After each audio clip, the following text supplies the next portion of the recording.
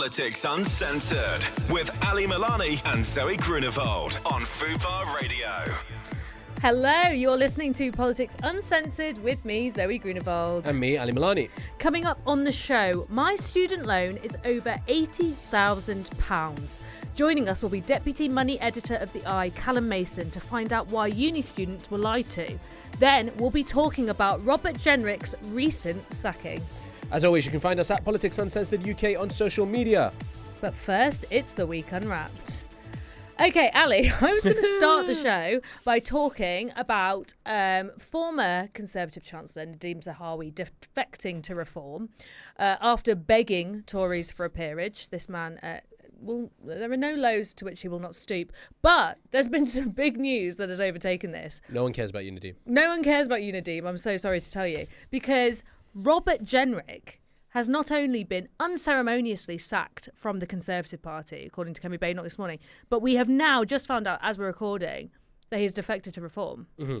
So what's happened here is it seems like Kemi Badenoch, her team got wind that he had an imminent plan to defect and join reform, which isn't breaking news really, insofar as Robert Jenrick has spent quite a little while rebranding himself as a sort of right-wing zealot.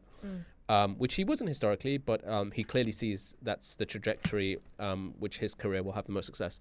And so she got wind of this, and word from her team was there was a big discussion about whether they should sack him, whether they should remove the whip, and that's what they've done. So they sacked him, removed the whip, and for a little while there was all these conversations from Tory MPs saying, well, if you've got evidence that he was going to defect, then you should release it.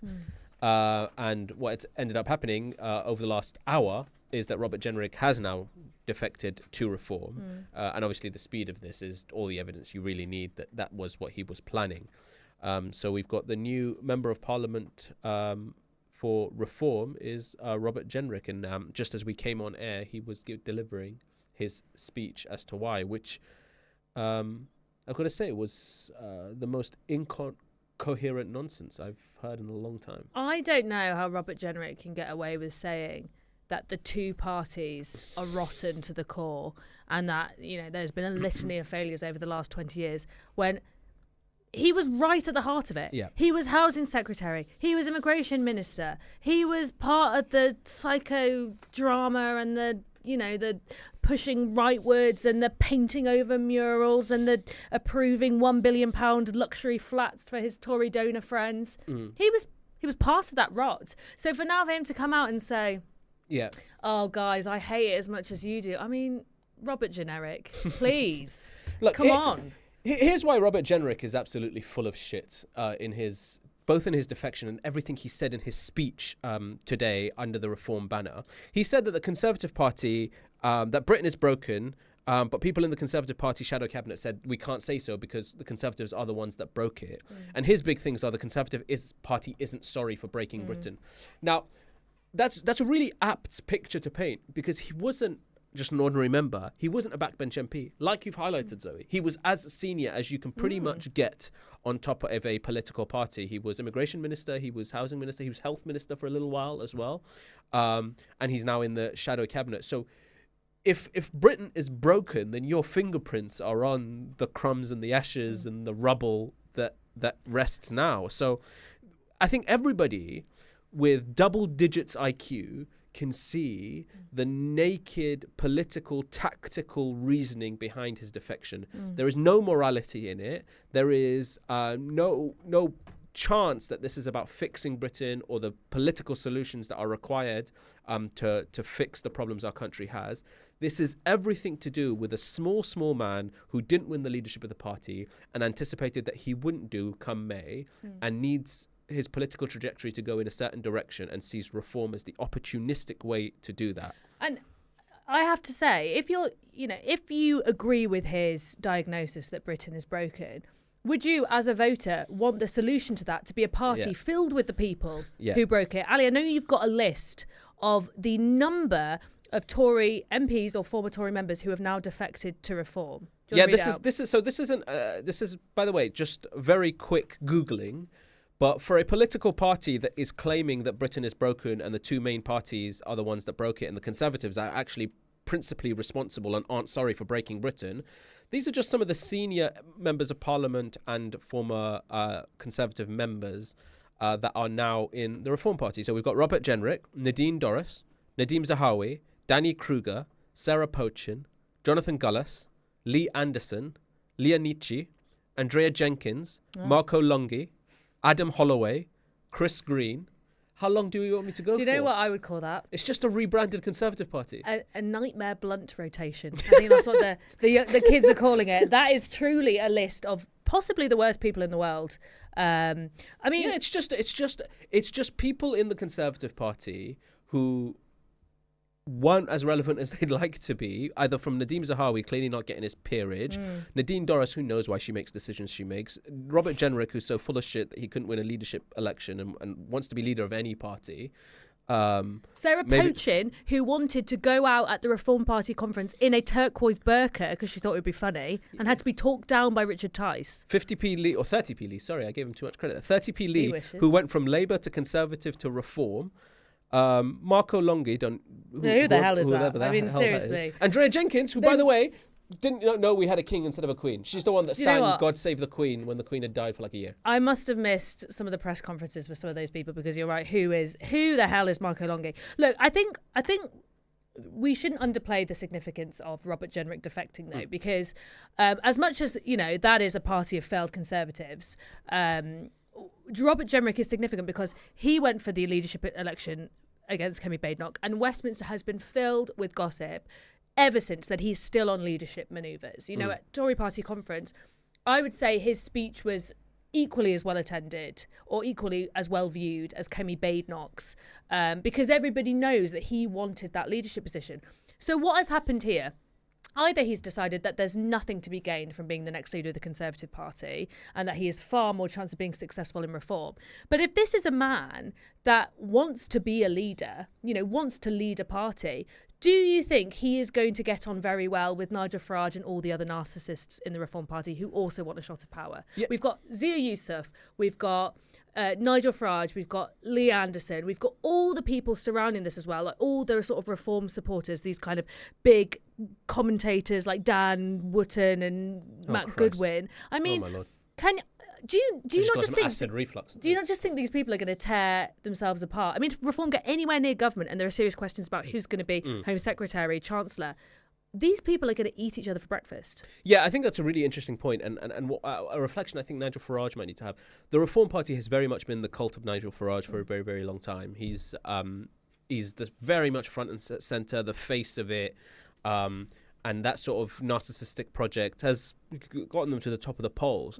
But he is now swimming with equally narcissistic, equally politically ambitious in people like Nadeem Zahawi, Robert Jenrick, who knows what goes on in Lee Anderson's brain.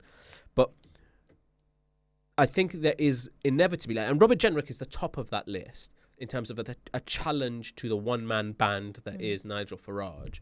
So there's no way that this lasts, I don't think, without major fractures. I mean, even today in his speech, they kind of looked back at each other and said, I haven't always agreed with you and you haven't always agreed with me. That's not something that you really should say as you join a new political party, that you don't agree with the leader of that party. So I think my assumption is that what Nigel Farage is doing is presenting himself as no longer, and this party is no longer an outside party, but with the momentum to govern.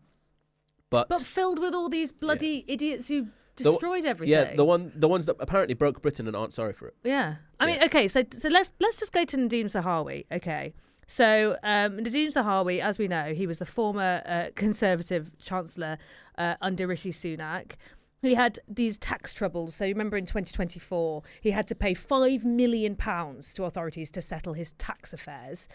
He was sacked in 2023 as Tory party chairman after an ethics inquiry found that he'd failed to disclose that HMRC was investigating his taxes. He insisted HMRC had found it was a non-deliberate but careless mistake and he had breached the ministerial code. It was all very unedifying. Previously, he'd already been in trouble during the expenses scandal because, do you not remember, we all had to pay about £6,000 to provide electricity for his stables. Did we actually? We did, yes. Why do stables need electricity? I guess though. You've got to keep your horses warm. Don't you know? You have to keep your horses warm. Anyway, so... that was a great accent. Thank you, yes. So Nadeem Zahawi...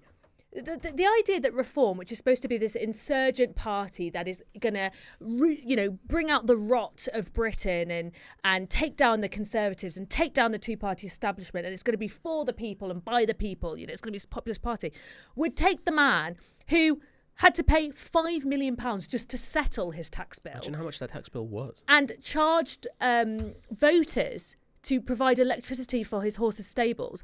Why on earth would you want to bring this man into your party? Why on earth do you think that would be a selling point to voters who are sick to the back teeth of Tory hypocrisy? And how in any way, shape or form can you pretend to be an anti-establishment party when you're literally run by the entire establishment that ran the country for the past 14 years? Yeah. It's such nonsense. But this is the hypocrisy of Nigel Farage, and for some reason... Okay, he gets away with it. Let's do some predictions. Is it going to have any impact on the polls, do you think? I don't think the general public care that much about defections. Ultimately, this is a bit Westminster. Robert Jenrick is significant because I think he has quite good name recognition. Yeah. I imagine, if I had to get inside the head of a Reform voter, they probably quite like Robert Jenrick. Probably. He did those. Although, he was that vigilante on the tube, wasn't he? Yeah. Some of his comms has been interesting, but it's not going to move the needle, though, is it? But ultimately, if all your sort of thinking heads in the party are the same people, as you've said, who broke Britain, then what is this party really going to offer? It's just going to offer the same and the same, isn't it? Yeah, and that's why I'm curious as to whether this has any kind of impact. Because if you're Nigel Farage, you're thinking about the cost-benefit analysis, presumably. Because Nigel's a narcissist. He likes being the number one face. And that was part of the reason why there was all that rift between him and Zia Yusuf for a little while as well. And so I think I'm curious as to how anxious Nigel Farage is now. About this accusation of Reform being a Conservative Party retirement home. Which certainly you can't run away from when you have a list as long as the one we just read out. Yeah. And then B, where now you have undoubtedly more than any other name that has defected someone who wants to be a leader of a political party. And that's always dangerous. Let's talk a little bit about Kemi Badenoch and where this leaves her, because I actually think well, okay, let's start with the fact that it is a little bit, you didn't dump me, I dumped you, right, isn't it? Because everyone knew that Robert Jenrick was manoeuvring for some time. Everyone knew Kemi Badenoch should not trust that man. He had done plenty of things that really should have prevented him from having a front bench position. I named a few of them earlier. His time as Housing Secretary when he unlawfully approved a £1 billion block of flats. His time as Immigration Minister, where he painted over a mural because he didn't want to be too welcoming for those poor refugee children. When he was caught on recording just the other day complaining that there weren't enough white faces in Birmingham. Oh, yes. She chose not to sack him. Yeah. Now she sacks him because he's being disloyal to the Conservative Party. Again, it does slightly give her the upper hand that she managed to get rid of him before he went. But now he's gone, he's going to be problematic. I would also suggest that with Robert Jenrick going, Kemi Badenoch still being in a weak position, does this clear the way for someone like James Cleverly, who is of the sort of more moderate wing of the Conservative Party, to once again take hold? I can tell you for sure in the Labour circles that's who everyone's afraid of. Yeah, oh God, yeah. Yeah, they're more afraid of Cleverly than anyone else leading the Conservative Party. Which doesn't say a lot about the talent in the Conservative Party, I have to say. But or in the Labour Party. Or in the Labour Party, yes, indeed. So, I've never had a drink in my life. I'm considering it, though. Yeah, I know. No, Ramadan's coming But can I just say, I didn't even make a traitors joke. I should have said tonight's episode of The Traitors dropped early or something like that. Yeah, all right, let's start this again. Yeah. And now the week unwrapped. I've never watched The Traitors. No. Is it good? I just watched it's not as good as this. No, I just watched Westminster now. It's not as good as this. Can I say something on Kemi Badenoch? Yes, you can. I had a suspicion until he defected. I thought she might get a little bump, a 1.2 point pop, because I thought she looked strong sacking him and removing the whip. And And she put this weird video out where she blurred the background and it looked like a really cheap Zoom meeting. I don't know. Was it not a? Was it not a? Oh, was it a Zoom meeting? I don't know. No, I wondered if it was a broadcast clip. Oh, right. It looked like a Zoom meeting, like in the midst of a pandemic before people figured out the technology. But where she kind of said, I know you're tired of the psychodrama and like we figured this out. But here's some more psychodrama. Yeah. I just thought she looked a little bit stronger than, but I don't know if she'll get that bump now because he has defected so quickly. Yeah. Yeah. And I guess the clear and irrefutable evidence that he was plotting in secret. I mean, the reality is, I think you mentioned it being like Westminster psychodrama is so important because if you're a person, even if you agree with them politically, but you're struggling with bills, it's flipping cold and you don't know whether to turn the heating on because you can't afford it. Actually, I've read so many stories about record numbers of people in debt post-Christmas. Now, do you give a crap if he's in the Tories or Conservatives? No, and I think he just comes across as a sort of weasel in a suit, doesn't he? Like you don't think he's a principled man who's loyal to the party. I don't think that was ever his selling point. Yeah, I think everyone thought, he was going to squeak at some point. It was weasel in a suit is a good term. He was such a weasel in a suit. Yeah. Okay, all right. Well, look, we haven't got into any of the week unwrapped because of bloody Robert Jenrick. So, but that be the nature of live shows and live broadcasting. Okay, so that I think that is it for the week unwrapped. And coming up after the break, we're going to have a long chat with the deputy money editor at the Eye, Callum Mason, on something that you probably know a bit about. But do you know how deep this scam goes? We're going to be talking about student loans. Stay tuned. Follow us at Politics Uncensored UK for more from the show. Welcome back. You're listening to Politics Uncensored with me, Zoe Grunewald. And me, Ali Malani.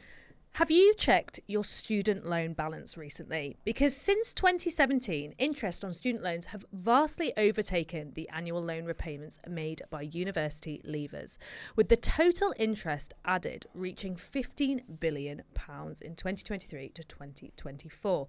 Joining us now to discuss how students are getting screwed is Callum Mason, Deputy Money Editor for the Eye. Callum, thank you for joining us. Right, okay, so you recently wrote a great piece in the Eye arguing how we were lied to about student loans. Tell us a little bit about that. Yeah, sure. So obviously student loans changed in 2012 for a lot of people. And basically this was coupled with university fees going up to £9,000 a year. So students took these loans out and the agreement was that they would pay part of their salary back over a certain threshold, which is about 28.5k at the moment. But since that agreement was made, when students started taking them out, a lot of the terms have changed. So even if you think that students understood everything that they were being sold when they were sold the loans, certain details have changed, and that's made the picture very difficult. And coupled with that, as you say, people are accruing massive amounts of interest on their loan. Okay, sorry, man, Callum. So let's look at this as if it's not student loans; it's just a loan, right? So folks have been essentially taken out tens of thousands of pounds of loans. Yeah. Signed a contract essentially saying, I agree to pay this back at the £28,000 figure that you said. And then post that signature, they're allowed to change the terms. Yeah, so lots of things have changed. So, for example, in 2012, when these loans started, they were told there'd be this thing called a repayment threshold. And basically everything you earn over that, 9% of it would go towards your student loan.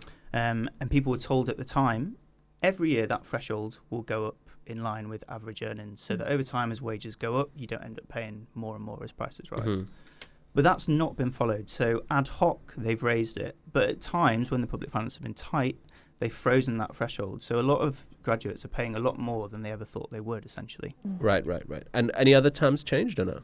So there's things that haven't changed per se, but have been worse than expected. So I think at the time when it was announced, the coalition government basically said, most universities are going to charge about £6,000. Some might charge 9, but that'll be exceptional. And we all know that exception became the rule. Basically, all universities charged £9,000 or more. And then there was this selling of the loans as if they would be like a tax. And in some ways, that's right. If you lose your job or fall ill, you're not chased by like debt collectors in the way that you would be for a loan. But it's not a tax in the sense that if your parents quite wealthy, paid off your student debt before you went, you don't face that tax. There's not many of the taxes I can think of where your parents can just pay, at 18, and then you avoid paying that tax for life, I suppose. Yeah, and I think the major story has been, and it keeps happening, feels like every 6 months a journalist or a politician will tweet, I just logged on to my student finance and realised that there's more interest going on top than I've ever paid off. Yeah. And that seems to be the sort of the narrative, the story constantly, that this is essentially a system that is going to collapse at some point because such little people have the money to pay it off that it's an unstable, unsustainable system. Yeah. So we can. Let's talk about that interest and how unsustainable it is, I suppose, in a way. Because so basically, how the interest is worked out is it's worked out at you accrue inflation on your loan, but not only that, if you earn more than 28,000, that goes up on a sliding scale. So you play inflation plus 3%. So you get some people at the moment paying 6.3% interest on their loans. And just for context, so I said in this piece yesterday, my loan's about £84,000. So I accrue just under £6,000 of interest on that loan every year. So I would have to earn about £95,000, which puts me amongst the absolute top earners in the country. Wait, the I aren't paying you 95,000? Yeah. Let me tell you, Callum, you're worth it. All for a pay rise right now. Whoever's listening from the I. No, actually don't, because you'll pay more. Yeah, so it goes up. Basically, you accrue massive amounts of interest. Even if I was earning 95,000, I would not be decreasing my loan. Yeah. So these loans get wiped after 30 years. So I'm essentially going to be paying an extra 9% of my income over this threshold till I'm in my 50s, and so will most graduates as well. You talk about in your piece that you believe we were actively misled and missold the loans, and this is a sentiment that has been shared recently by an MP in the chamber as well, Labour MP. Talk to us a little bit about how loans should be responsibly sold, because it just seems to me, thinking about it now, that we are basically asking 16 and 17-year-olds to take on a huge amount of debt. And, as you point out very well in your article, there's a number of reasons why that isn't properly explained. But also, surely there should be even more of an obligation to explain exactly what that debt will look like and exactly what that debt will do to you as you get older. Yeah, sure. So my argument about being misled was on three reasons. The main one being this repayment threshold that's been frozen to get people to pay more. So the MP that was talking about this in Parliament is Luke Charters, and his argument was about the interest. So he was basically saying there are no other loans in the world where you get charged a higher amount of interest when you earn more. Think about taking out a mortgage. And by the way, a mortgage is usually a lot lower interest than these student loans. You get a mortgage now for sort of 3.5%. But what he's saying is that the fact the interest goes up as you earn more, he doesn't think was properly explained to students at the time. And I've definitely spoken to students and graduates, some of my own colleagues, who've said they don't feel it was explained to them. One colleague I remember saying was told by people at school, this is just going to be like a mobile phone contract. But very expensive. It wasn't even explained to us like that. Yeah. No. I didn't even get that explanation. It was, fine. if you want to go to uni, this is what you got to sign. And I was told I would never notice it. Yeah. And it was kind of also sold to me like, you have to do it. Yeah. You have to go to university, so you have to take out this loan. This is the thing. I got a lot of people yesterday when I wrote this article. I got a lot of responses from people who, a bit older, maybe went to university for free, saying, you understood what you were taking out, and also, you should have read the terms properly. Why didn't you get an apprenticeship or whatever? But first of all, there weren't hordes of apprenticeships available in sort of like early 2010s Britain. For a lot of jobs, you do need to go to university, and they're jobs that we need. Like if you want to be a doctor, you want to be a lawyer, things like that, you've got to go to university, and therefore you've got to take out one of these loans. Yeah, and it's not just good for the individual. First of all, going to university, in my view, is not the only way, but it's one of the ways that you grow as a human being as well, and a positive impact on society. But for every £1 that we invest in higher education, putting people through university, we get £14 back in productivity. So it's clearly good for the productivity of the country. And I mean, the people asking you about why do I want to go to university? I mean, the bit that pisses me off, right, is this was all created. This in my view, this scam was created and put in place by people who got education for free. Yeah, I mean, a lot of the people who respond saying, why didn't you do this, when a lot of them did get their education free. And they would argue, I suppose, less people went to university then. And those are the sorts of arguments that are made. But it does feel very unfortunate that a small cohort are being made to pick up the bill for this. Callum, stay with us. We're going to go to a quick break. And after the break, we're going to talk more about your article and what we can do to alleviate some of these costs for young people. Stay with us. It's Ali Milani and Zoe Grunewald with Politics Uncensored. Fubar Radio. Welcome back. You're still here listening to Politics Uncensored with me, Zoe Grunewald. And me, graduate with loads of debt, Ali Milani. Oh. And still with us is Callum Mason, Deputy Money Editor for The Eye. Callum, just before the break, you set out all the reasons why this system is unfair and why you believe we've been potentially missold or misled when it came to our loans. Let's just talk about a little bit about what this actually means in practice. As we know, costs for young people already are so high. We've got stagnant wages, we've got a difficult job market, and of course, housing costs are extortionate. What is your sense about what all of that plus the cost of student debt is doing to young people? Yeah, I mean, as you point out, there's a lot of other economic problems facing young people. Saving for a house deposit, really tough. We're also told to save in things like pensions from quite a young age now. And I think if you're on, an average wage in this country, just below £40,000, if you're going to pay an extra £1,000 a year towards your student loan, which is what you would pay, that becomes a lot harder. So I think there's a sense among a lot of young people that there's a compounding of different problems that are coming to them at the same time. And I think a lot of people feel like quite an unlucky generation in a way. Mm. Yeah, I guess it's also part of the broader economic challenges that face young people, the housing market and all that. And when you have all those pressures on top, then even it all seems that we've got a raw end of the deal. We're all roughly the same age. Zoe's a bit younger than us, but so we all paid the same fees, basically. Yeah. So what I want to ask you first is who owns this debt, right? So I owe a bunch of money to this company called the Student Loans Company. Yeah, you're paying the money to the Student Loans Company. Who are they? Which is basically an arm of or a non-ministerial body or whatever of the government, essentially. Yeah. But some of the older loans, these like pre-98 mortgage-style loans, they were called student loans, they were sold off. To private companies. To a company called, some of them went to a company called Arudio, I think. Mm-hmm. And people who had those loans often faced other issues. And I think there was, a consensus at the time that the same thing could not happen. Yeah. So the reason I asked that is because I just came back from the States and spent a lot of time over the last couple of months in the States. And the progressive arm of politics in the States, there's been a huge move kind of led by Bernie Sanders about forgiving and student debt and scrapping student debt, basically. How much do you see that becoming an increasing conversation here, and is it even feasible? The reason I asked who owns it is if it's the government, it's a lot easier to do, for example, than if it was just a private company. Yeah, I think there might be more calls for that going forward. I think it's been really interesting this past week because this has, suddenly become like a big news story. Almost like a lot of people have woken up, younger people, to wow, actually, that sounds really quite bad. In terms of like loan forgiveness and things, I think.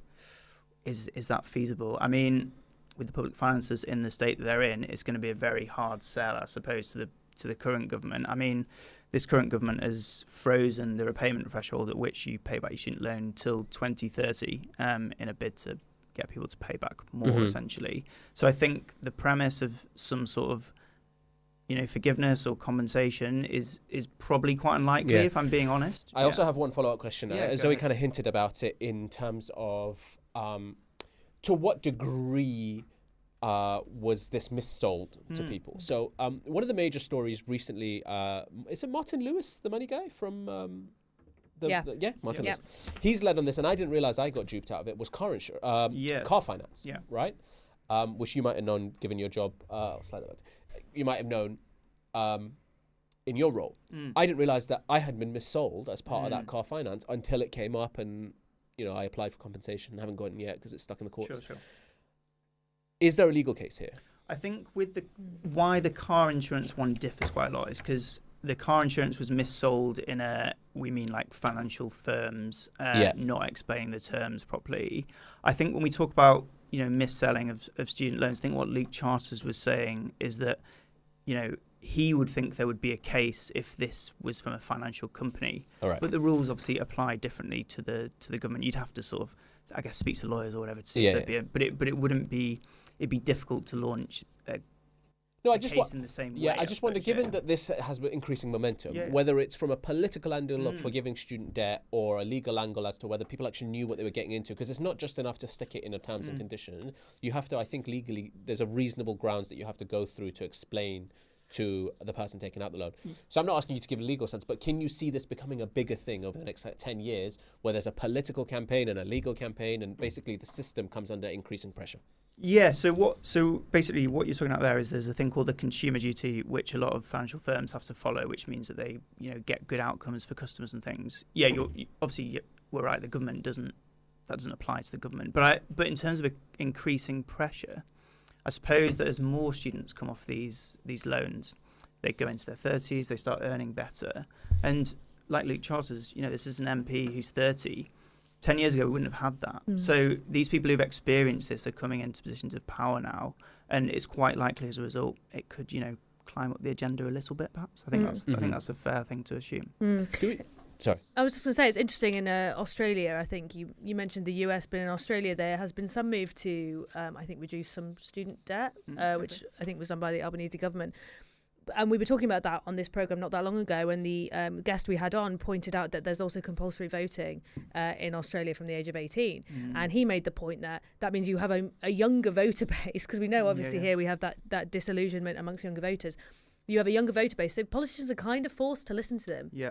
But you're making the point that that could be important, but actually younger voters still grow up and they become 30-year-olds or 40-year-olds with student debt, and then that puts it in the political system, which I think is quite interesting. Is there a fairer system that you can think of? I'm not asking you to redesign this or get our universities out of financial crisis, but is there an obviously fairer system that you can think of that could go some way to rectifying this? I think at an absolute bare minimum, the government has to look at, doing what was promised at the time, which is putting that threshold up every single year in line with average earnings, so people don't pay more and more and more. I think there's probably an argument to look at the interest again. So with some of the newer loans, they've chosen to reduce the interest that will be accrued on them. So this is people who are at university now. Can they do that for students who went in 2012? Can they look at that, and can that be done retrospectively? Because a lot of people have built up tens of thousands of pounds of interest in the past few years. So is that something that can be reversed? I don't know. It's something that should be looked at, I think. Okay, let me ask you this. When this was introduced, I was vice president of the National Union of Students after it was introduced, obviously. And we ran a huge free education campaign. Now, it's still my position many years later that education should be free and we should scrap this whole thing. But we'll put that as, call me a lefty, and we'll put that in a corner. At the time, this was presented as it's just basically a graduate tax. Yes. Right? Yeah. Is there not an argument of scrap the system and actually introduce a graduate tax? I think there's definitely an argument for that, because I think if you have a graduate tax that you can avoid if you're a rich graduate, when you go to university, your parents are quite rich, that doesn't seem like a fair graduate tax at all. And you mentioned that this, you're coming at this from a left-wing perspective. I don't necessarily actually think it's even a left-right issue, because you often hear people on, maybe we call them the economic right, arguing that high taxes damage productivity. So there's something called the 60% tax trap. You earn over 100 grand and you want to work less because you pay really high taxes. Does that not apply to student loans as well? Do you know what I mean? We already said for every pound you get £14 back. Yeah, so what better investment? There's an argument, I think, from all sides of the political aisles, to change the system and make it work better. Because at the moment, I think the way they work is damaging social mobility. Yeah. I'm just so sad, man. I owe so much money. I don't even log in, by the way. It's what's your loan? Is it as big as mine? I have no idea. I haven't logged. That's probably the best way to go. Yeah. Although it's January, so I'll get a nice, because I'm self-employed. You got to pay it all at once. So yeah, that is outrageous. Callum, thank you so much for joining us. Thanks for having me on. That was equally scary, infuriating, and mainly those two things actually. So appreciate. I'm just you reminding coming myself it's tax month as well. Yeah, it's tax month. Yeah, don't miss your deadline. Yeah. Make sure you pay that student loan. Callum Mason, thank you so much for joining us. And please tell the listeners whether we can find more of your work. Yeah, you can find more opinion pieces and news on the iPaper website as well. And iPaper listeners, you got to get him on 95k, at least 95. Yeah, make sure you subscribe. Thank you so much, Callum. Right, Ali, let's get back to some of the Week Unwrapped stuff that we didn't touch on before because we were fangirling over Robert Jenrick. Do I have to talk about Robert Jenrick again? Yes. Okay. You do. You have to talk about Robert Jenrick again. Well, I mean, we don't have to talk about Robert Jenrick again. I mean, unless you've got anything else you want to say. Well, I'd like to talk about this UKIP logo. Is that all right? Yeah. So tell the listeners about this UKIP logo. So UKIP, which is increasingly trying to find its place as reform has sort of dominated that pretty hard right political space, the only option are colleagues. Can I call them colleagues? From UKIP have had is to go even further I right. hope they're not your colleagues. Then, Oh my goodness. Yeah. I've seen this UKIP logo, so go on. I mean, okay. for folks who are listening, just quickly, just throw it into Google, right? And then just Google quickly the history of the Iron Cross and how it's been used. So in this further rightward trajectory of the UKIP party, and let's not forget their leader recently was filmed quite like Elon Musk, mimicking what looked like, allegedly, a Nazi salute. They have now rebranded themselves. First of all, they call themselves the New Right, which I think is really funny. Second of all, they've gone from the pound to, you were just showing it, essentially what, in my view, is the Iron Cross. The Iron Cross, take two. Also, they can't call themselves the New Right. They're literally the Old Right. That's exactly right. Yeah. The new old. Now that is right. Yeah. The old New Right. The old New I've Right. I got an idea for them. The far right. Just lean into it. Hey. But obviously, folks can Google the history of the Iron Cross, how it's been used. They'll claim it's a Christian symbol, but it obviously has broader connotations. So, yeah, it was a military symbol from the Prussian Empire, later German Empire, and most famously, Nazi Germany. Yes. UKIP, I should say, have rejected this, obviously, and claimed it's inspired by the cross patty, which is a Christian symbol, stating the cross patty, I've no idea if I'm saying that right, has been featured throughout British history, used as the Victoria Cross. Our critics suggesting the King, Parliament, and our war heroes are all Nazis. It is outright offensive, ignorant, and Christophobic to suggest the cross patty is a Nazi symbol. It's displayed throughout I mean, they get a lot of words, basically. I mean, you think the lady doth protest too much. Yes. They really, really go into it. Yes. The UKIP spokesperson on Twitter in response to Jonathan Pye's tweet, apparently. Who's the UKIP spokesperson? But, I mean, look, I think they know what they're doing, right? I don't know how much I can say. Why get so outraged about people maybe suggesting that your very Iron Cross looking new logo looks like an Iron Cross when you also have Nick Tacconi, who is the personal trainer turned UKIP leader last year, saying that he will deploy the military in Britain to round up and deport the Islamists, illegals and the communists. I mean, you know... The Islamists, illegals and communists. Basically... I'm neither of those three, but he would call me all three. I think all of us would get deported, basically, in this room. But, you know, if you're going to say those kind of things, I don't know why you'd be so... I don't know why you object so hard to criticism. Can I tell you something? Are we not concerned? I mean, of course we're concerned, but there is a pretty hard right trajectory with British politics happening. Like a general you just noticed this, Ali? No, but yeah, do you know what? This morning I was having breakfast, I for the first time, I deeped a reform government.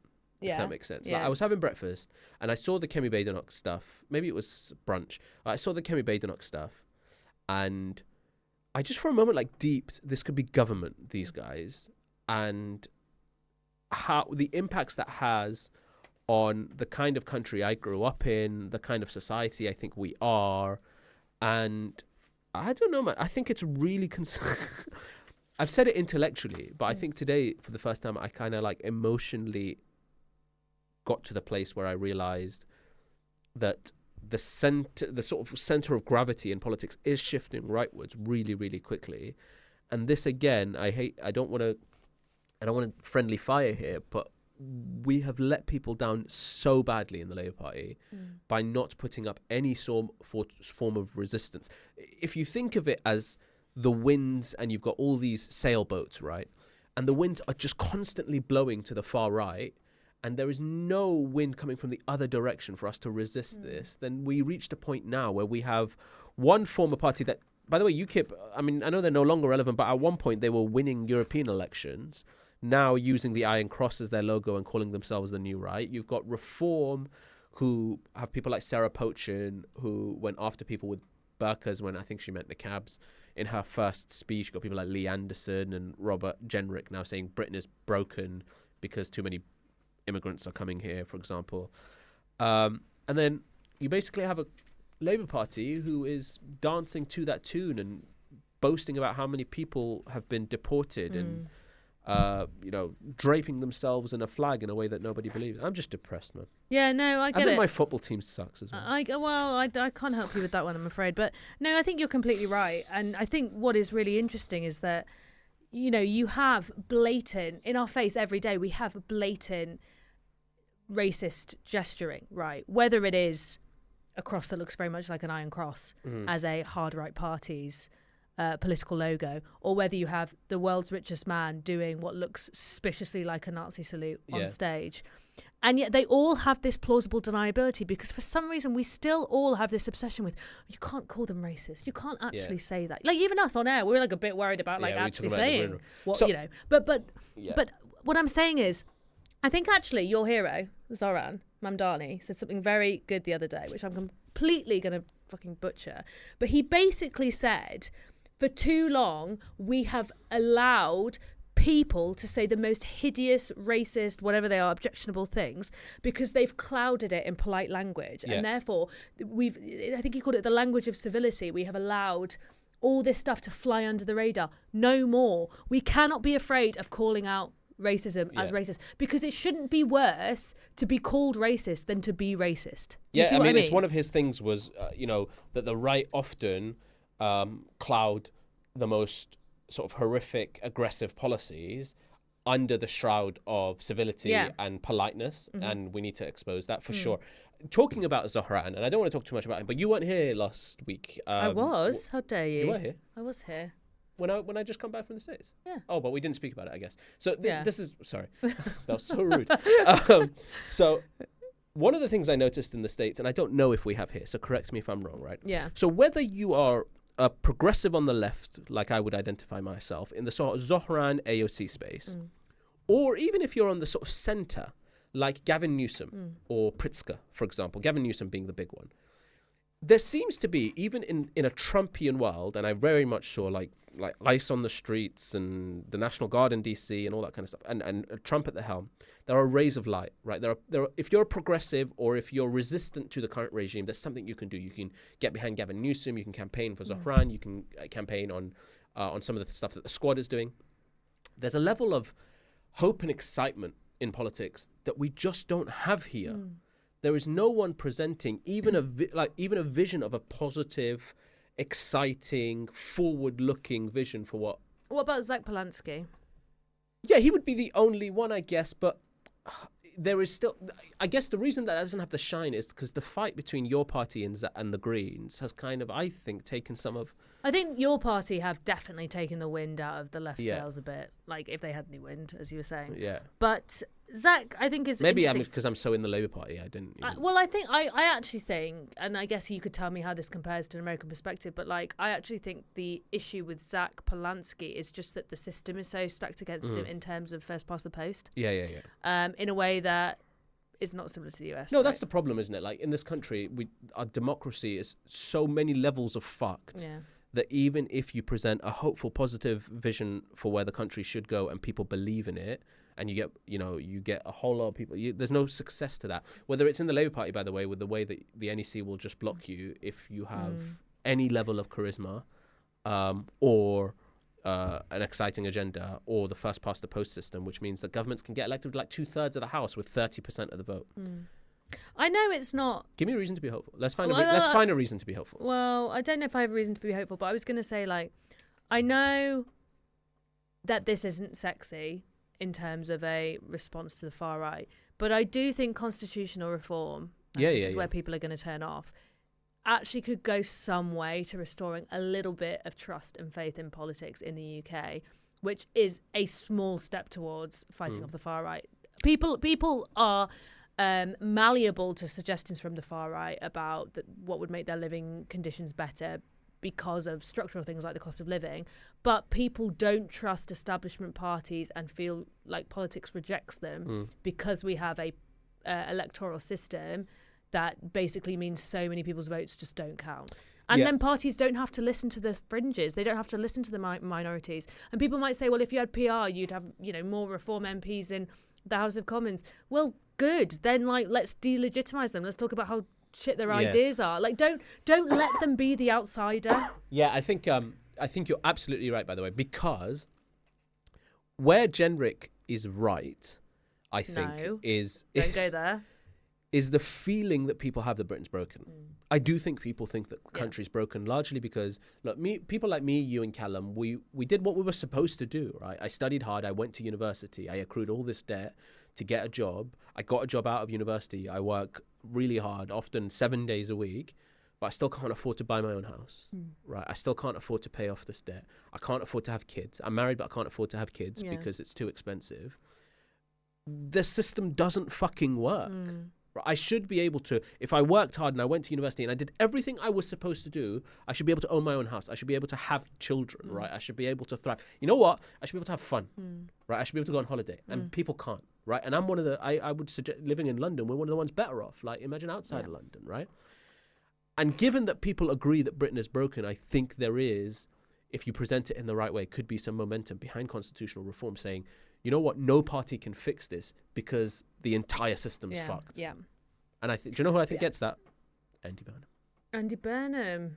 Yeah, that's still on the Burnham train. And no, I think you're absolutely right. And you know, it also is one of the short-sighted 5-year terms we have, where it's always a fight between Labour. That means Labour and Conservatives. That means they are never going to introduce a policy that's going to pay off in 10 years, which is what we need. Like, clearly, the issues in this country are issues that have been taken so long to make. They're going to take so long to solve. But we need a party that isn't cynically thinking about its next power maneuver and thinks about what's best for the country. Yeah, I think actually you've made me think that a campaign like a full campaign on constitutional reform, I think would be very, very popular. I mean, the problem is, will it? You know, you go to, I don't know, somebody's house and a single mum who works 2 jobs in a house in Barnsley, which is where I grew up, right? And you say to her, "I'm gonna fix it for you. I'm gonna give you a referendum on PR." She'll go, no, but I don't think you No. present it that way. I think you say, you know, kind of like what I said. You work hard, right? You've done everything you're supposed to do. You followed the rules in the way that you're supposed to, and you still can't get by. Yeah. And for years, you've bounced between Conservative and Labour MPs, Conservative and Labour governments, right? You voted in a system where they tell you have to vote one way to stop someone else coming in, right? This system is broken, right? Let us fix the system and everything else will come, right? You're not being represented in Westminster and your interests are not being represented in Westminster because Westminster is built for billionaires, right? It's built for special interest. We cannot fix the plethora of issues that you have unless we fix the broken system. And you can't pump clean water through a dirty pipe and expect it to come out clean the other end, right? We have to fix the pipe. And I think that's how you get people behind it. It's still not super sexy, but I think the British public are smart enough to see it. Yeah, I mean, part of the problem is that MPs always treat voters like they're idiots. And they get elected in the system. So how can you expect people who have succeeded in one electoral system to then change it? That's the problem you get with constitutional reform or any sort of electoral reform, is inevitably the people who have the power to fix it benefited from the existing system. Yeah. So why would they change it? Even, by the way, a Labour Party, which has shouted about PR, a Prime Minister who said he supported PR previously, and a party whose official party policy is PR, still won't do it. Well, I'm really depressed. maybe now. we fixed it. No, maybe we is fixed that it. is that the reason to be hopeful? Anyway, Ruben Amorim's gone. how so about that new UKIP logo? Eh? Yes, it's definitely not an iron cross. It's a, what is it? What did you call it? A cross pate or something. Let's have a look. Anyway, It's, pull the other a one. cross paton. Right. Patons. Ali, I think let's make like Robert Jenrick and split. Yes. That is the end of today's episode. That's it. That's it from Politics Uncensored. Join us next Thursday at 5 p.m, where we will unwrap the week's political talking points. Maybe some more defections. Who knows? You can stay up to date by following us at Politics Uncensored UK on social media, where you can find me at Ali Milani. And me at Zoe Grunewald. If you missed any of today's show, you can listen back and catch up at FubarRadio.com or via the Fubar Radio app. Download it from your app store now. Thanks for listening. See you next week for another episode of Politics Uncensored.